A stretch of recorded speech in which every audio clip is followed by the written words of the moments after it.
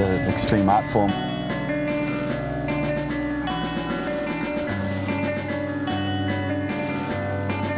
It's just a way of life for me.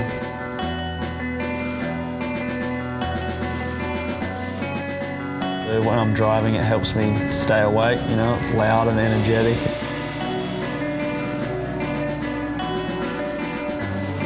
Heavy guitars, smashing drums and you know, vocalists that just ooze attitude. Love it.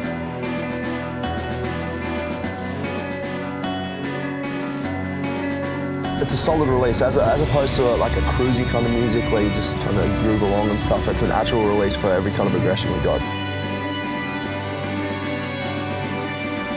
The atmosphere, the vibe, the energy.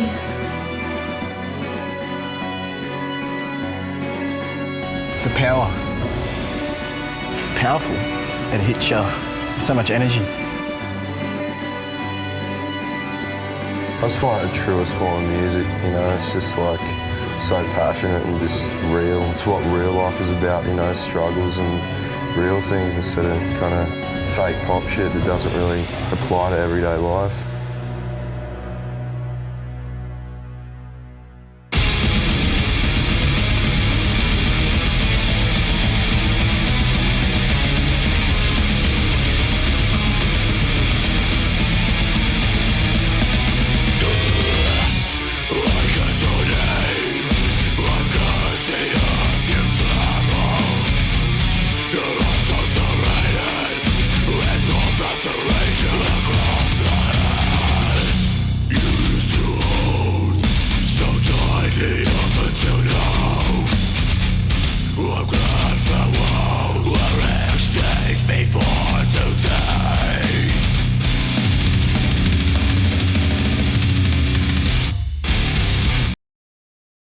I'm really fascinated by like technical ability.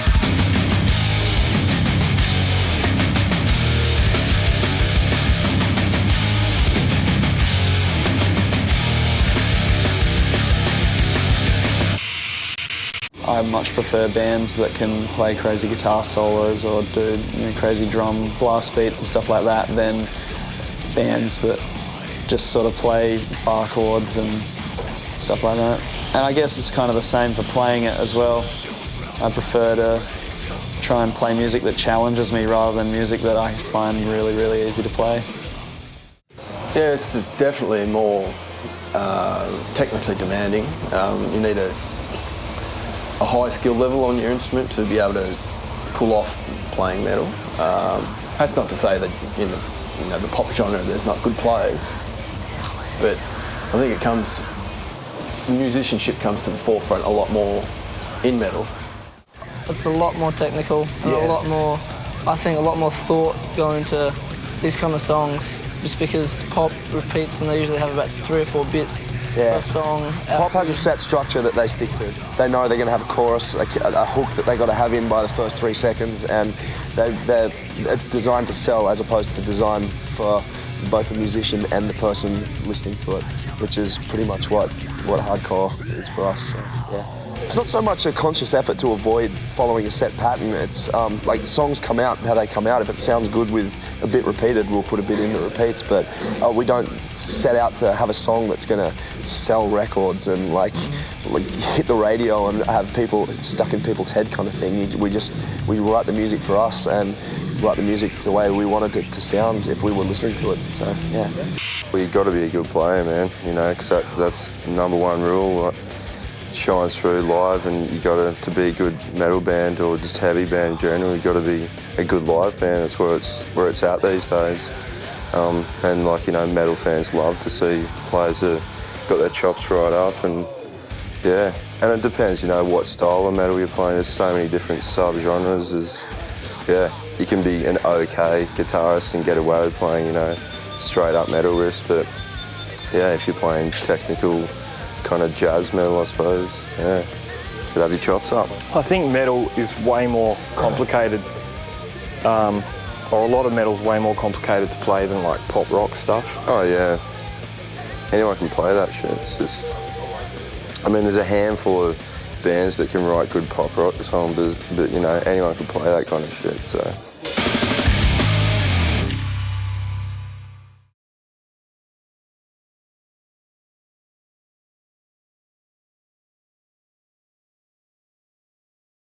Yeah, I think there's some fucking amazing metal bands here, or heavy bands if that's what we're talking about.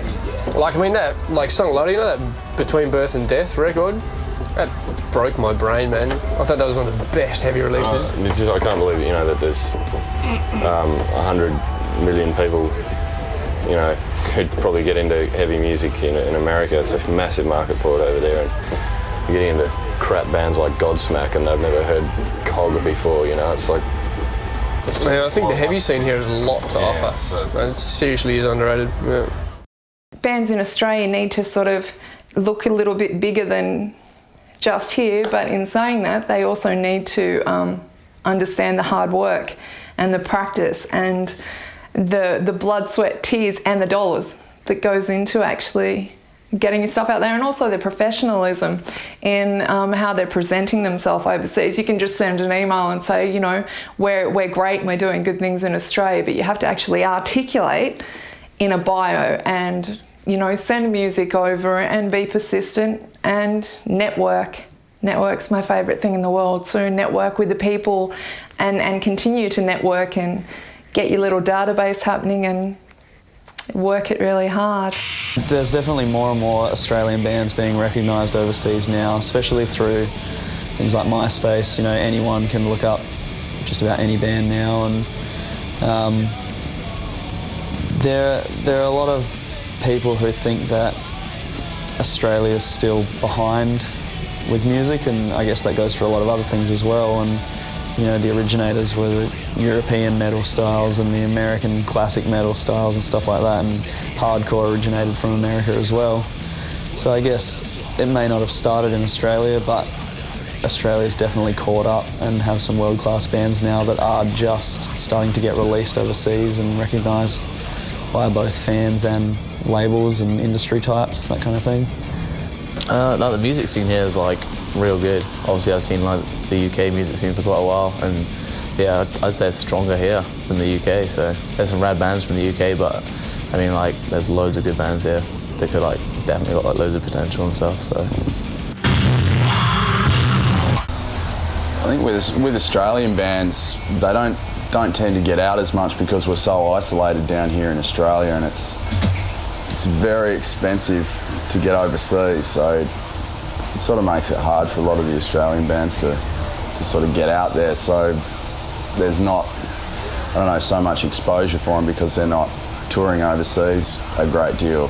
And I think touring by far is probably the best promotional tool that you can have. I think that slowly there's getting a handful of like world-class heavy bands in Australia, but just slowly. Just starting to happen, I could count it on my, you know, on one hand, the bands that I personally think that are good metal bands in this country that deserve overseas, you know, international respect. But up until now, I mean, metal music hasn't really been taken that seriously in Australia.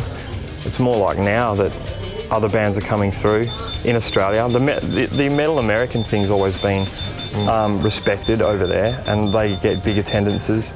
And their industry, there's like a metal industry and culture in America that is larger and accepts that genre a lot more than has been happening in Australia. But I think it's just changing in Australia now. But in saying, you know, like that I can count the good metal bands on my hand, like I think if there was more support in the industry, you know, there'd be a lot more good metal bands, obviously. Like, you know, America and, you know, Europe nurture that kind of style of music and support it, and there's radio stations and TV stations and magazines that it's a whole culture over there for them.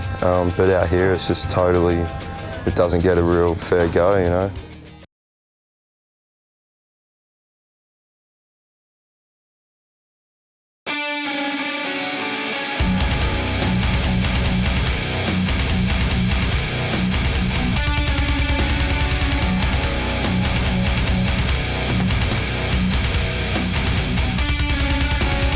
Slam dancing, violent dancing, just a lot of people just call it moshing these days. It's just like a new form of moshing.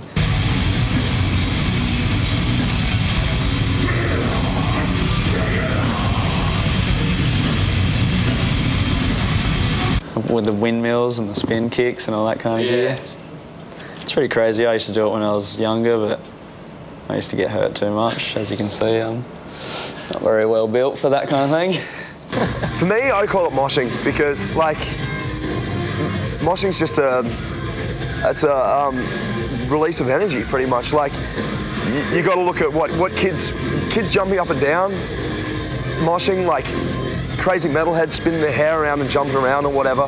That's all the same. Like kids swinging their arms, kicking whatever the hell. It's just, for me, it's moshing. I don't want to call it anything else because that's pretty much it.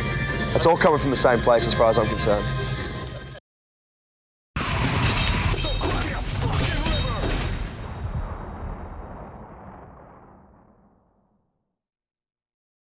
There's been some real stalwarts that have come through, you know, real solid bands that are just, you know, internationally, they're right there, you know, Psychroptics and that kind of vibe. And, you know, I saw the Furor over in Perth, they were excellent. The one thing that kind of perturbed me, and I'm sure a lot of other people, was that super division that came through when hardcore decided that it wanted to sound like metal. You know, and that's difficult for me to swallow because I've produced a lot of those hardcore bands in the country, and it's metal to me, and they borrow 90% of their sound from metal. It's only their fashion and a certain element of their arrangement, song arrangement, that changes the genre from metal to hardcore. I can appreciate that, but actually being actively against metal in the scene really hurt the Australian scene, I believe, for a period there. It's coming around now, but I remember handing out some flyers at a Prom Queen show, outside the Prom Queen show, and I'm handing out flyers and kids are going, "Oh, it's metal, mate, sorry, we don't do metal." I'm like, well, what the fuck do you think you're listening to in there, you know? Give me a break, you know? Because Prom Queen are an awesome fucking band. I reckon they're wicked. And they're metal as fuck. I don't give a rat's ass what anyone says. That is metal. It's probably one of the better metal albums I've heard in Australia for quite a while. You know, of you know, that big sort of Swedish metal sound. It's fucking awesome, and it is metal. And you ain't fooling me that it's hardcore.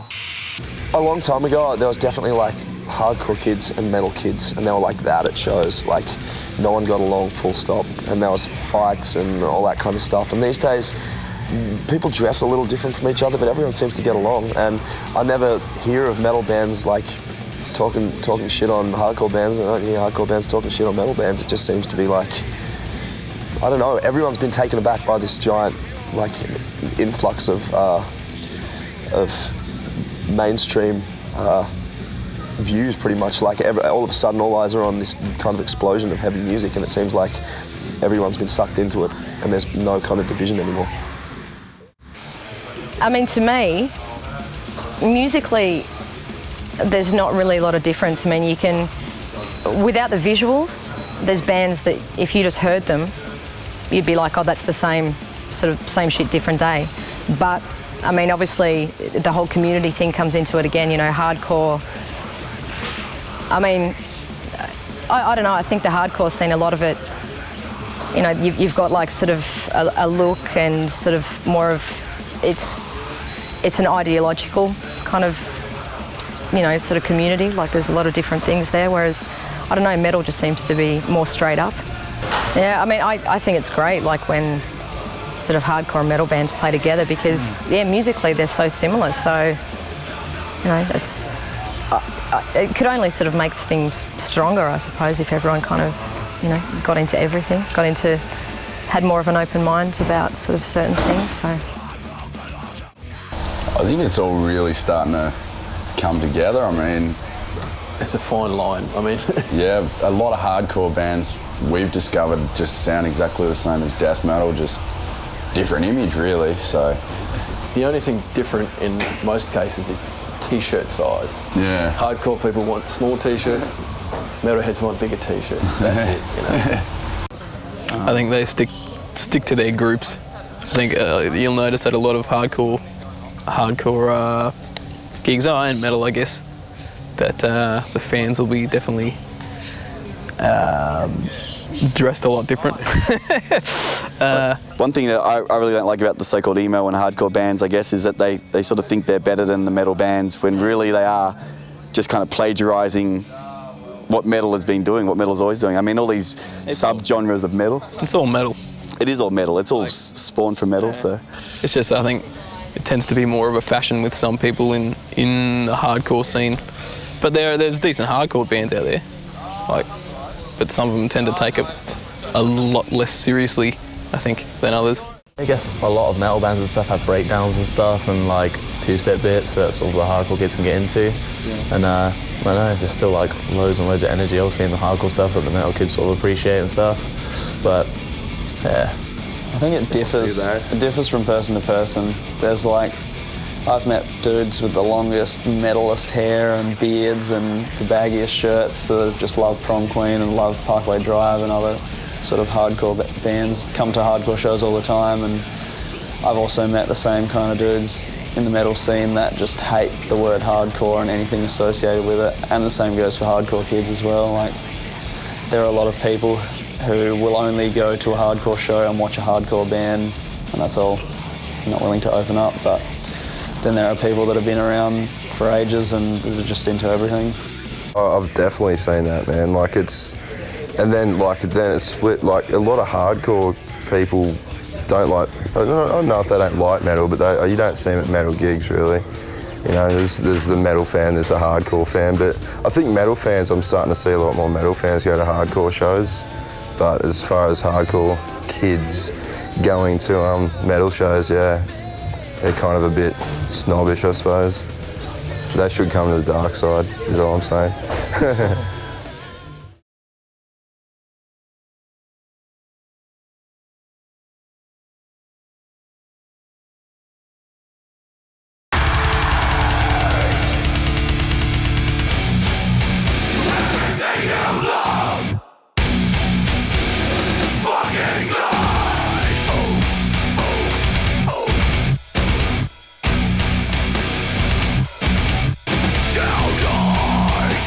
The music itself is quite aggressive and intense, so you need something to complement it. Can't really sing love ballads to a blast beat. It doesn't really quite work. sound right. As far as our lyrical content, we try to do something a little bit different and explore the sci-fi sort of realm. But as far as other bands singing about gore and Satan and that sort of thing, each to their own. You know, you can sing about whatever the hell you want. You know, I think that's one of the good things about metal. There is a bit of freedom to kind of do whatever you like. Express whatever you want, really. I think metal and horror go together really well for some reason. I don't know why, but it's always been like that, and I think it probably always will be. I think when writing lyrics, you are representing to an extent the other members in your band, so I try to go the opposite. I don't want to speak or think for those, so we don't have any kind of message or theme that we want to give to the world. I'm a big fan of cryptic, sort of arty lyrics that can be open to interpretation, so that's pretty much what we write about. And our first album was quite optimistic because we were all pretty happy at the time. You know, I was in a really good place in life. I think the second album we've done is a lot darker because A, we wanted it to be, and B, life just fucking sucked at the time, and so we used that to kind of, to aid the album and get where we needed to go. When I hear, you know, what we're doing and I'm thinking of ideas over that music, it's just what comes into my head. It's chaos, it's hatred, it's, you know, sadness, depression, all that kind of shit. And it's just, it's, I suppose, probably it attracts this kind of crowd, you know, this kind of angsty music, I suppose, and angry music just attracts these people. Those kind of people, you know, people like me, I suppose. Yeah. I think, especially hardcore bands, there's a lot of negative outlook because hardcore does contain a message. The lyrics aren't like just about death and stuff, but it's in the whole context of the world, we're not living in a very positive environment. We're living in a place where there's a hell of a lot of things wrong and a hell of a lot of people that don't realise it. So a lot of songs and a lot of bands write about things that aren't exactly the most happy things in the world, just in the hope that it's put out there for someone to hear. And also, personally, a lot of people aren't living the greatest lives, so for them it's a release of their emotions and their just everything they've got pent up inside them from life. I guess some sort of music stuff has an evil feel to it or whatever, and vocalists want to keep it that way with the lyrics, so I don't know. I'm influenced by loads of different stuff when I write, so yeah. It's like the sound of metal music may not go so well with singing about, you know, driving down the shop and, you know, buying flowers for your girlfriend or whatever. I don't know, that might be it. It's good when kids can like grab hold of a line and sort of sing it back at you and stuff. It's always a good feeling. It's a lot of the singy choruses and stuff are good for.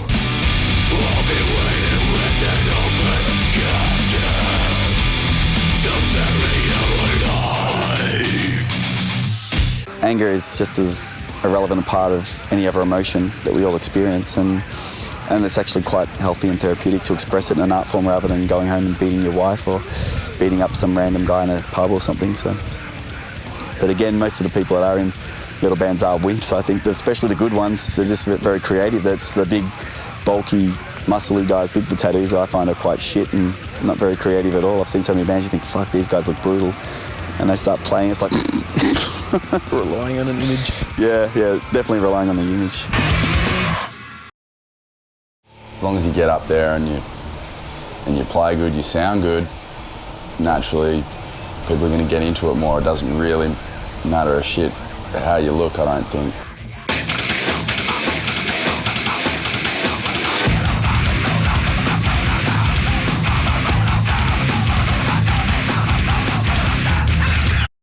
Sometimes, like, I don't know, sometimes I wear things that make me feel comfortable. I think it helps me up on stage, just sort of get to where I want to be with regards in being comfortable with what I'm doing. And if it means I have to wear funny socks, I'll do it. But when it gets to the stage when, you know, it seems like some bands, it's 50% music, 50% fashion, you know, it's like, what the hell, what's more important? You know, someone came up with like a meld of two words the other day for like fashion metal or fashion core, so I can't remember. Fashion core, that's a good one. Something like that. There's a lot better than that. There's a lot of fashion core around at the moment. Yeah. The hardcore scene's huge, you know, it's like, everyone's got their tattoos, and a lot of them are vegans and straight edge, that whole thing. I'm cool with that, you know, it's just like a big... That's part of the culture of the scene, you got to respect that. I mean, it's the same goes for hip hop or, you know. Whatever. You could have a band with showgirls up the back and a whole crew completely covered in ink. If they suck, they suck. It doesn't matter how many pretty pictures you got on your body. If you're not delivering music, because that's what it's about music, then you're gonna fall down. Doesn't matter how many scary pictures you got on you or whatever. There's always a correlation between heavy music and tattoos.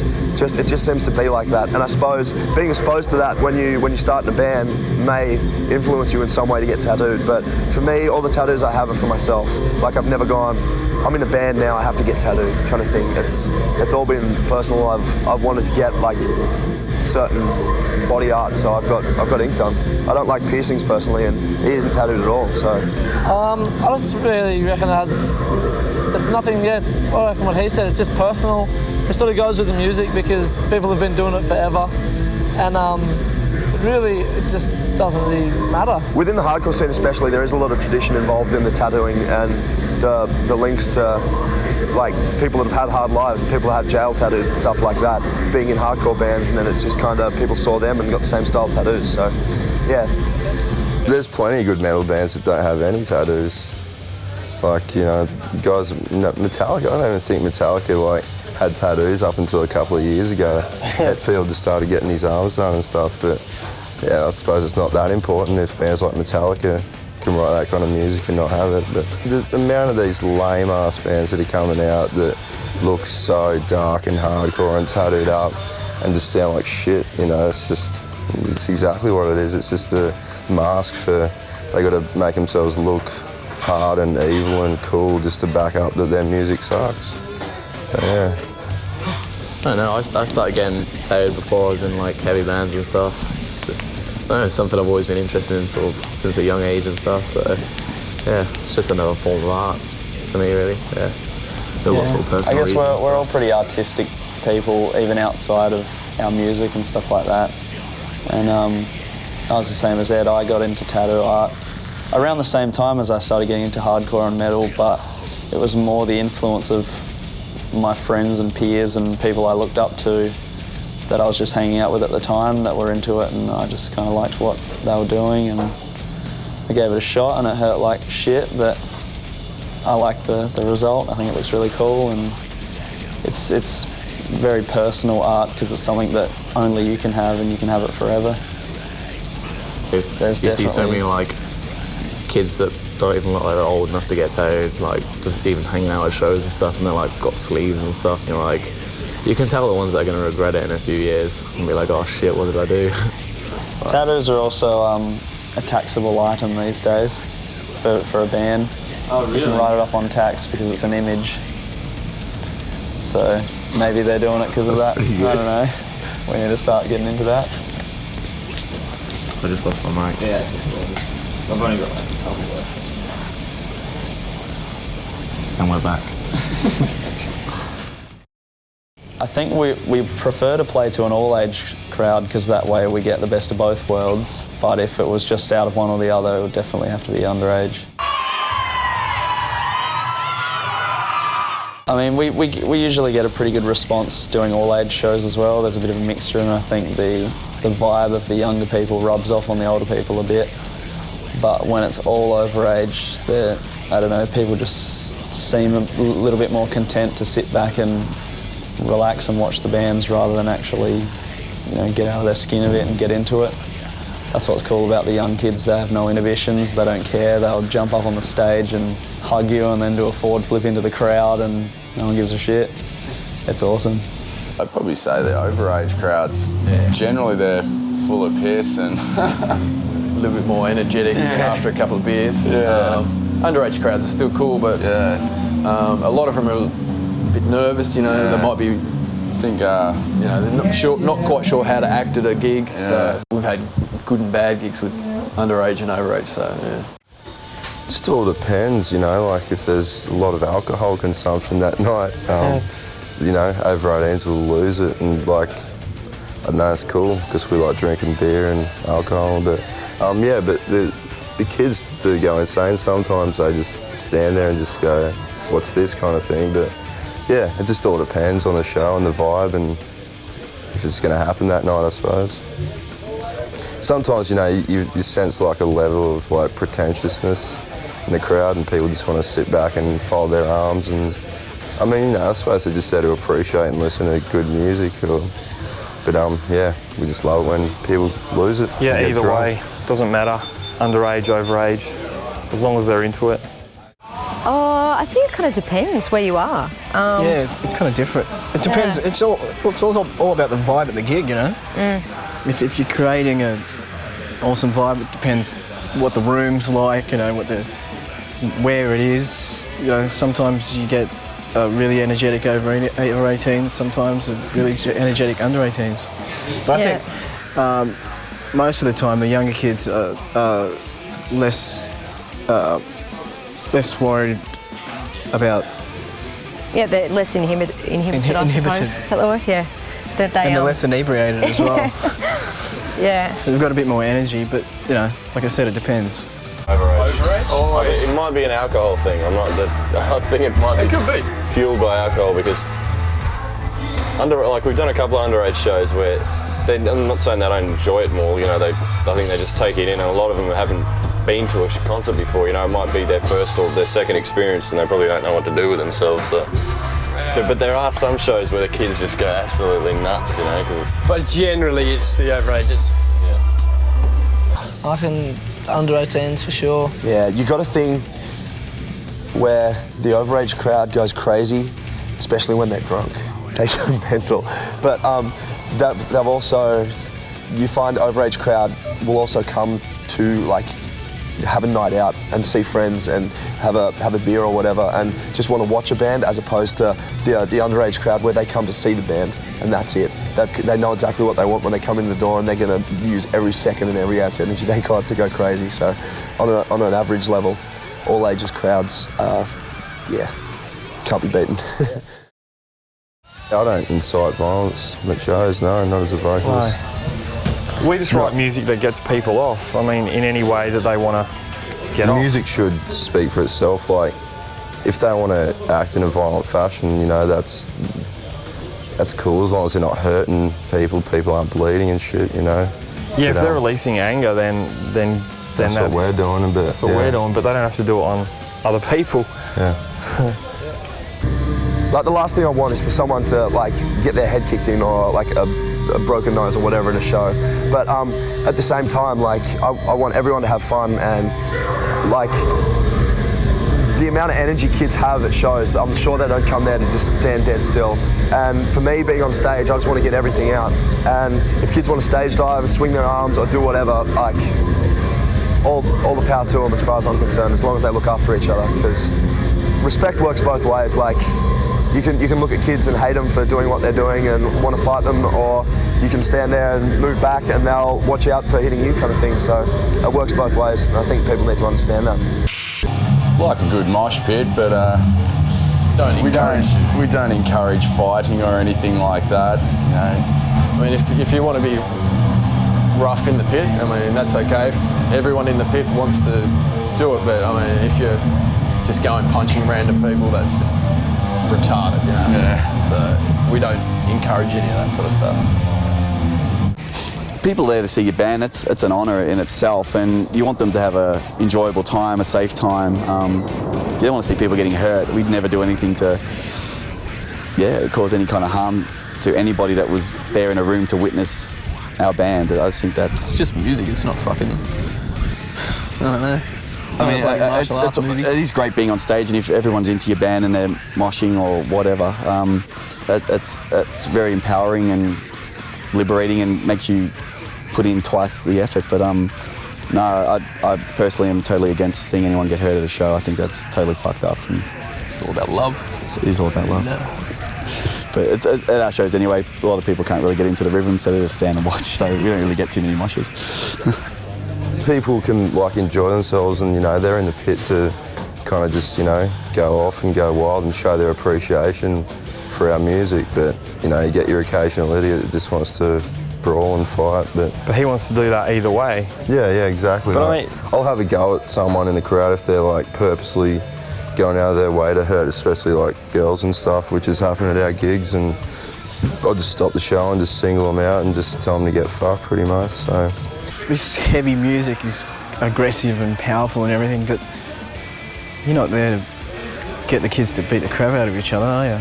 I mean, well, you shouldn't be. Yeah, I mean, we've done it on stage to each other, but you know, that's about it. There's a lot of love there too. Yeah. And we like to spread love. It's all about the love. The violence is in the music. Yeah, we're lovers, not fighters. That's right.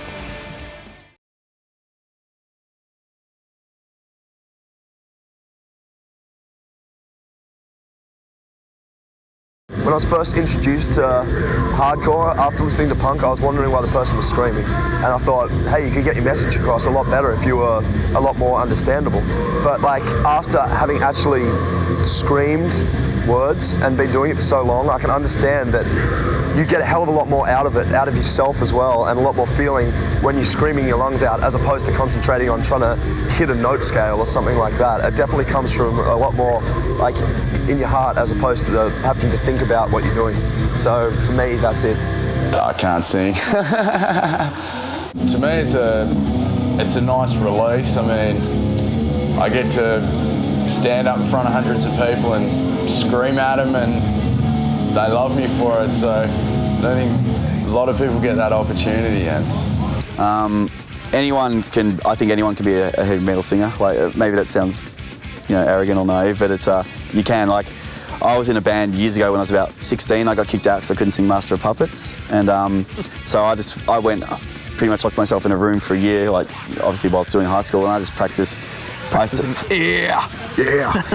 Using a voice I actually used for my Darth Vader and Skeletor when I was little, and I'd play that, and that's how I did like my scream. I just started practicing to like Sepultura and Napalm Death albums, and then it's over time too. The longer you do it, the better you'll get at it. So, and it's just, it will thresh your voice, it will thresh your throat, but you can get there if you want to. Like, I've known singers that I've seen singers start out and where they are now, and just the improvement they make in their voice just because they punish it.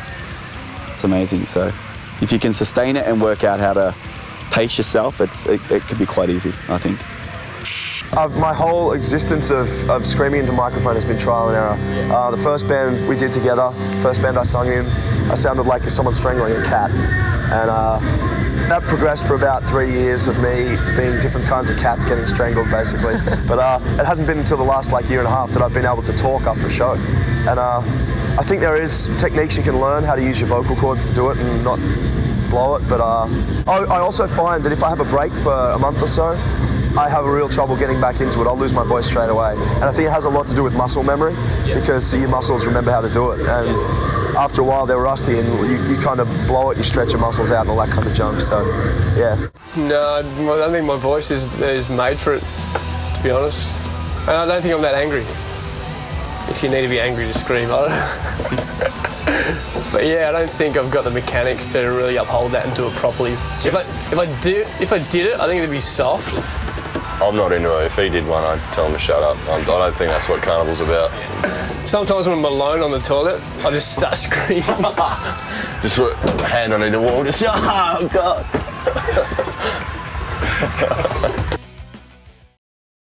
I'm surprised there's not more hardcore metal bands that are fronted by girls, to be honest. Like, some of the heaviest voices I've ever heard have been girls. So,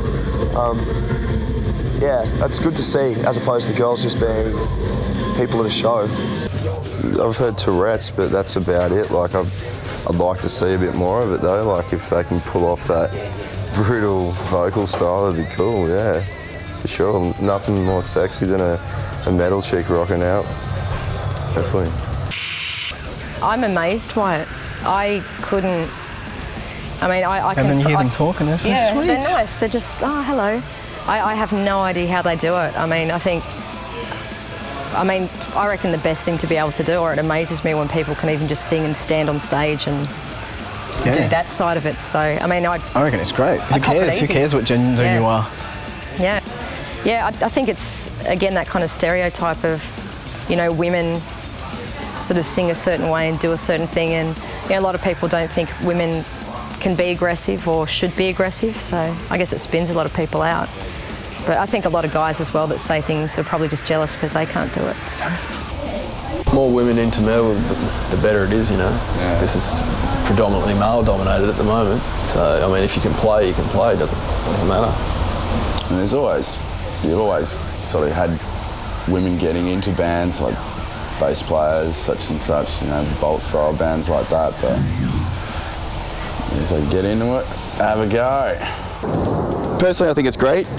I think it's awesome. It's, I mean, it's not a gender-biased genre, I don't think, anyway, and I think it's great. Some of the female singers are quite talented, and they actually put some of the men to shame, not to sound sexist or anything, but some of them it's kind of like, you know, if you didn't look the way you did, who'd really give a fuck? You just sound like any other singer I've heard, so so that's, yeah, if you got the look and that and can growl, it seems to be working for them, so. It can be good. I mean, there's no reason why girls shouldn't. I mean, yeah, some people have like really powerful voices, like Ash from Circle of Sky. She's got an amazing voice. But yeah, you're seeing a lot more of it these days. Yeah. Bands like Arch Enemy and Walls of Jericho and Bloodline Calligraphy and stuff like that. I think it's awesome that they're actually girls who feel like maybe they shouldn't be doing that kind of thing are actually giving it a go and setting the example for other girls. Like, I think with bands like Arch Enemy, Angela, the singers, just proved that, you know, you can be a female and be in a worldwide successful band, and that was already established with a male vocalist, and she's pulled it off perfectly, and no one seems to think badly of them. I think there'll always be more male vocalists just because of the male to female ratio in this style of music that there is, but you can definitely see it catching on though. Yeah. I mean, there was like tons of girls out there watching Circle of Sky earlier, and we're just like, there's a girl making that noise. And yeah, I could definitely see it catching on. And sure. with you guys, you know, you about half the times you held the mic out, that was chicks roaring back. Yeah, that little girl down the front, crazy. Yeah, I know, yeah. That's wicked, I think it's great.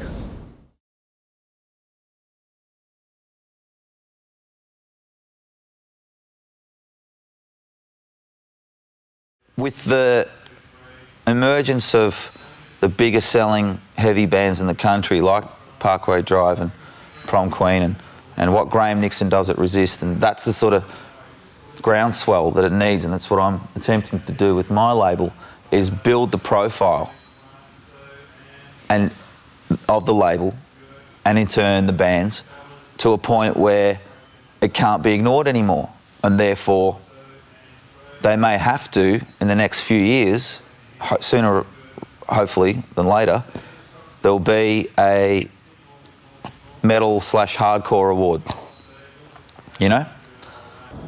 In comparison with mainstream music, the population that are into heavy music is a lot smaller. But I think there should be some awards nights, that'd be cool. Yeah, it's definitely not recognised enough. I mean, I guess if like people like that, like Mel Ham and Crane, actually took the time to like explore, it's almost like, because there are like amazing bands from Australia and stuff, and I guess if someone took the time to actually explore and like investigate, then because the scene seems like big enough and stuff. I mean, there's stuff like that overseas. They have like the Kerrang Awards and the Metal Hammer Magazine Awards and stuff like that. I guess maybe in Australia the scene's just too small for that kind of thing. I reckon just because it's been underground for so long. Yeah. I was actually thinking about that. I reckon it could probably start one day soon. It'd be pretty funny to see, but. It's like, if you look at like record sales and like show size and stuff, like take today, like Prepare to Burn, like this 800 kids at a show for any band in Australia is ridiculous. And there's bands that receive awards and stuff at the Arias that have shows regularly that aren't nearly this size, and yet they're being recognised on this stage in front of thousands of people. So it's not that bands seek this kind of thing out, but I'm sure there's bands deserving just as much as the bands that are being recognised. So it could happen in the future, or it's still a very heavy kind of music sound, so we'll see. People might not want to hear it on their television. Sure, in a perfect world, we would have an awards night for heavy music. In a reality-based world, the reason why I believe we don't have one is because awards nights are actually focused on unit sales, how many people are into that particular artist. And it's also strongly driven by the business side, the people who aren't playing the instruments and things. It'd be great, you know, have Slayer come here and give some awards to Australian artists, and, you know, it'd be fun. It'd be fun. Good reason to dress up. Oh, this heavy music sucks. That's why.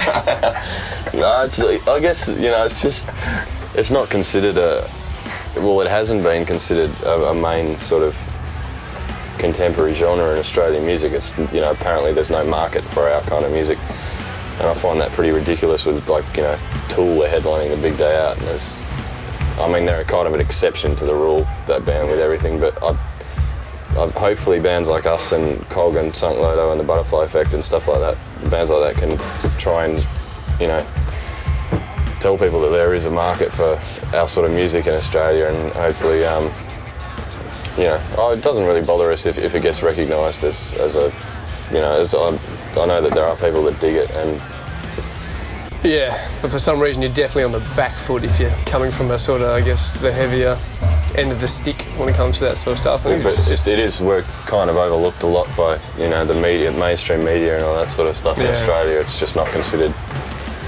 cool. Yeah. I don't know. I don't really give a shit though. I'm happy doing what I'm doing. And word. Yeah.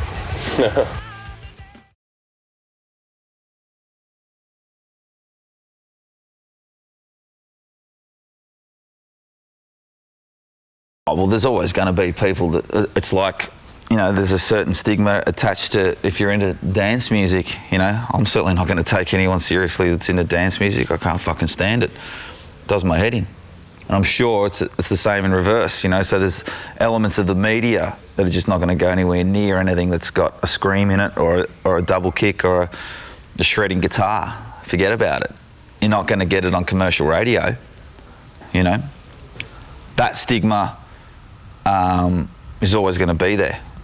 What we need to do is, you know, the Australian scene needs to back itself, and by those people that flock to see Mudvayne, flock to see Slipknot or whatever, those people coming to shows, packing out the local venues for the local bands, builds the scene and dilutes the stigma. You know, it gets us such a groundswell, and people can't ignore it anymore. For one, all metalheads are dumb. That's the biggest stigma. You know, everyone thinks we're rough. You know, you're all into Satan. Yeah. Blah blah blah. You know. Get thrown in a big stereotype. Really. It's just like saying everyone who rides a motorbike is a bikie, or you know, it's just a stigma. Yeah, I think definitely. They probably think we're aggressive and angry and lots of things. But you meet all these people in metal bands, and some of them are the most lovely, most passive people you'll ever meet. And these are the kind of people that, you know, if you were passed out in the street in the gutter, they'd probably pick you up and call you a taxi or call an ambulance or something. Some of my best friends are, you know, metalheads and are in bands, and yes, some of the greatest people I've ever met. And I never would have met them if I probably didn't get into a band myself or didn't start getting out there and supporting the scene. So, you know, I mean, it does have this stigma that I guess goes back with, you know, people like, you know, Ozzy Osbourne and you know, all the, you know, for a general population, it's taken all the negative things that have happened and generalised them. I mean, because it makes a great story. I mean, all these, you know, kids that kill themselves, you know, supposedly from listening to Judas Priest and stuff like that. It makes a great headline. So, you know, people, if that's all people know, then, you know, they're going to assume that it's like that. I mean, I know people that sort of haven't known that I've sort of been in a band or known that I've been in a heavy band, and then... I never think you do that. That's so, It's a surprise. That's the reaction you get, isn't it? They're just like, oh my God, that was you? You do that? Yeah. Like, oh, and I mean, you know, you get the other people that just think, you know, you're obviously a bunch of druggo devil. I mean, not much. We don't really worship, you know, but... just light prayer. Yeah. Light prayer, yeah. Just a couple of hours a day, it's all right. Not every Sunday, just every second. Yeah, at the moment, we've been busy. This is what happened with the hardcore thing. The groundswell got so huge that people couldn't ignore it anymore. You see 14-year-old girls with a Carpathian T-shirt on, you know. Now they, I guarantee you, are listening to Carpathian because their cooler friend is, and so on and so on and so on. And that's how a scene starts. You know, if you go right back to Malcolm McLaren with the Sex Pistols, it was all about the groundswell, you know. And we need to do that with Australian metal somehow. And I'm working on it. I don't have the answers, but the stigma is there. It's always going to be there because metal's an ugly form of music, and that's why we love it.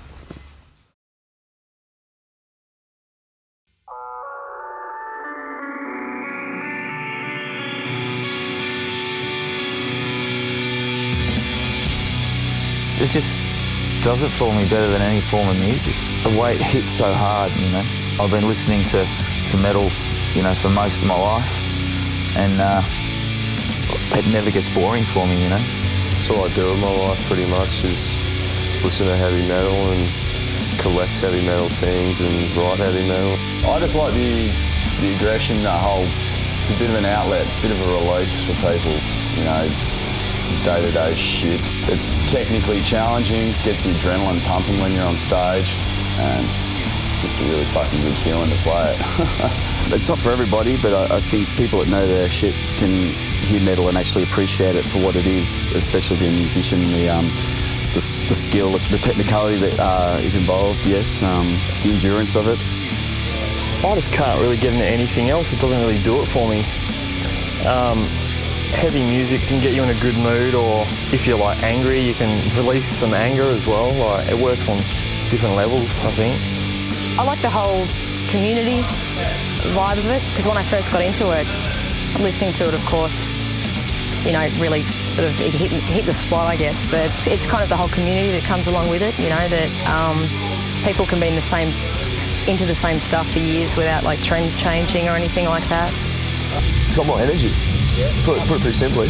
That's what I like, energy, and for me, playing drums, I can just go as hard as I can, and then just release energy. I don't know. It's a solid release, as opposed to like a cruisy kind of music where you just kind of groove along and stuff. It's an actual release for every kind of aggression we got.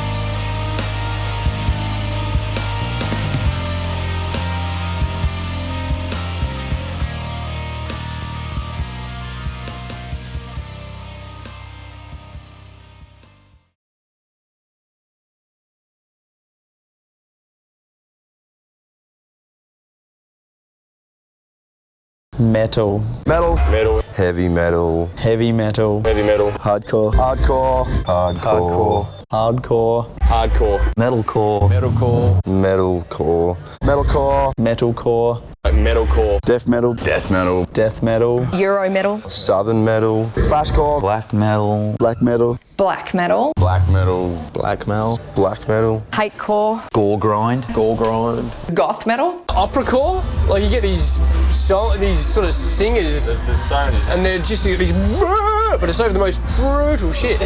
Thrash metal. Thrash metal. Thrash metal. Black thrash. Sludge metal. New metal. Hate metal. Emo. Emo. Emo. Emo core. Screamo. Screamo. Screamo core. Glam metal. Glam metal. Glam. Hardcore. I said that. Post-hardcore. Post-metalcore. Death grind. Love metal. Melodic metal. Tech metal. Math metal. Mathcore. Mathcore. Math metalcore. Grindcore. Grindcore. Grindcore.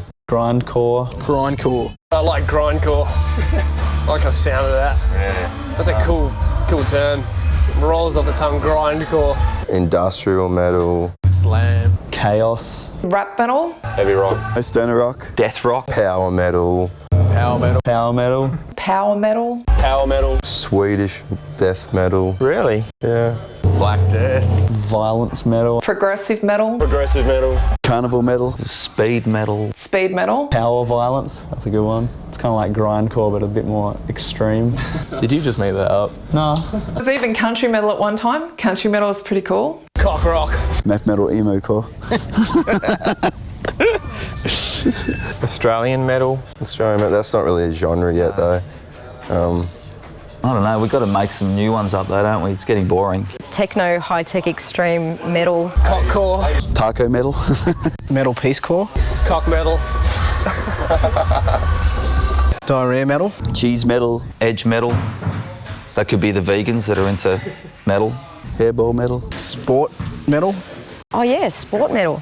The Adidas metal, yeah. Haircore. Peach face love metal. Wigglecore. Yeah, Lyrical. It does annoy me though how people got to like classify something. But yeah, like that's every time someone says that, I just say we're a metal band. You know, that's what you can call us. Maybe heavy metal, but yeah, I don't know. Like it's just like it's almost like just you know, there's got to be a certain style for someone to get into. You know, like these kids these days dress in a certain way, so they'll only listen to a certain style of music because it has that name. You know, like. I hate that kind of separation. That's why it's kind of the hardcore and metal thing are really separated. It should just, if you like heavy music, you should just, you know, like, I don't know, I don't get it.